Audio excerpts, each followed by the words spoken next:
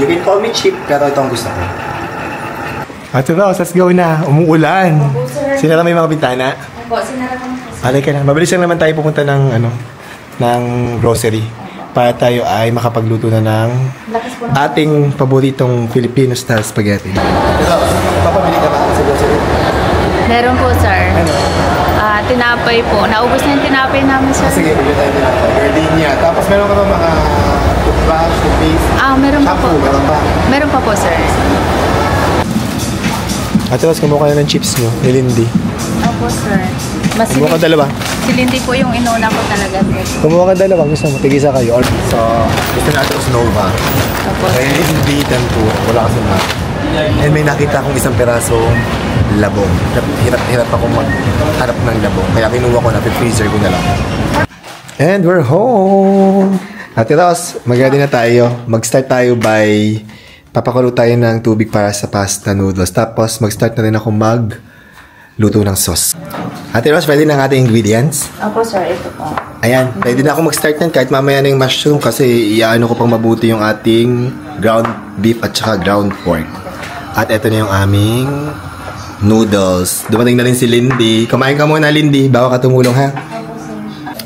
Ma'am, magluluto ako ng Filipino style spaghetti para sa GMP artist at sa inyong rehearsal mamaya. Ha? Ang tagal ko na I super miss your Filipino style spaghetti naman. Namiss na maraming hotdog. Yes, ako din namiss ko na magluto na. Lindy, binili ka ni Ate Rose ng tempura. Kinuha ka niya. Favorite mo daw yung lala kasi walang lala. So, mag-start na akong mag-gisa. Pag nagluluto ako ng spaghetti sauce, marami akong bawang na ginagamit. As in, super dami. And, bukod sa maraming bawang, marami din akong sibuyas. Kaya lang itong sibuyas ito, parang napadami. So, Ate Rose, baka bawasan ko. Mga 3/4 lang siguro nito gagamitin ko. So, nagisa ko na yung ating bawang sibuyas. And then, for my sauce, gagamit ako ng ground beef at saka ground pork. So, mix siya. Kung gusto niyo naman na beef lang, okay lang. Kung gusto niyo pork lang, okay lang din. So, depende kung anong trick niyo. At ang gagawin ko lang dito, pag gumagawa ko ng sauce ko ay sasangkot siya kung mabuti itong ating giniling na baka at baboy.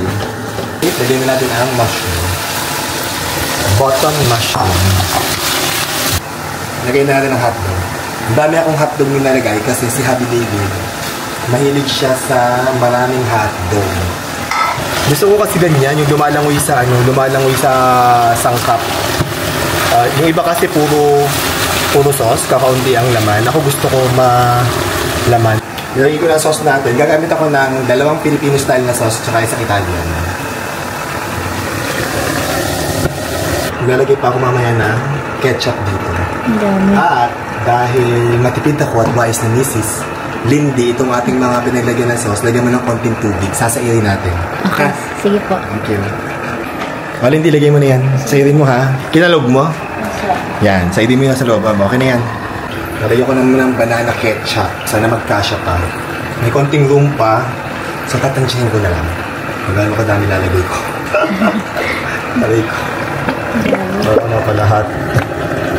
Tansya-tansya lang ako, tapos titikman ko. Adjust ko na lang mamaya. Ay! Galagay naman ako ng brown sugar. May nang-bash sa akin matagal na bakit daw ang cheap ko kasi brown sugar ginagamit ko, dapat daw condensed milk. Ako naman, kanya-kanyang preference yan. Nag-try na rin ako na may condensed milk. Okay naman siya, pero mas bet ko pa rin ng brown sugar. So, kung nachichipan siya sa brown sugar, okay lang. Kasi sa akin, masarap. Hindi naman importante sa akin kung mahal or mura yung nilalagay mo sa niluluto mo. Importante na nasarapan ka, di ba? So, kanya-kanyang preference yan. So, ako, gusto ko sugar. You can call me cheap, pero ito ang gusto ko. Nalagyan ko ng Nestle cream.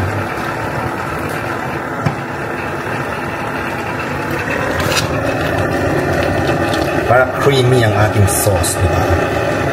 And lastly, maglalagay ako ng cheese para cheesy rin. Bukod sa creamy, cheesy rin siya para masarap, diba? Yan, dindigan niya. Tingnan mo, malapit nang umapaw ang ating sauce kasi ang dami kong ginawang sauce. So, ito luto na yung ating sauce. Yan. Palamigin na natin.